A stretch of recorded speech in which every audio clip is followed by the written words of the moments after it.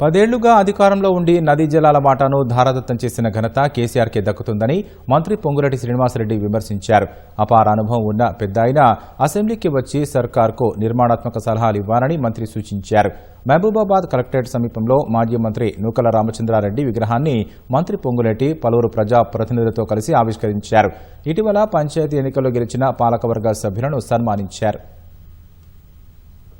పేదోడి కష్టాలు తీర్చే ప్రభుత్వము, పేదోడికి భరోసా ఇచ్చే ప్రభుత్వం. ఈ ప్రభుత్వంలో సర్పంచులుగా, వార్డు మెంబర్లుగా మంచి పరిపాలన ఇచ్చే అవకాశం ఈనాడు మీకు దొరికింది. ఫామ్ హౌస్లో నిద్రపోయి 2 సంవత్సరాల తర్వాత బయటకు వచ్చి పౌరంబోకలు మాట్లాడుతున్న ప్రభుత్వాలు, దొంగతాడు మాటలు మాట్లాడే ప్రభుత్వాలు, ఈ రాష్ట్రానికి సంబంధించిన ఓటాలు ప్రతి నీటి చుక్కని ఈ ప్రభుత్వం వదులుకునే ప్రసక్తే లేదు.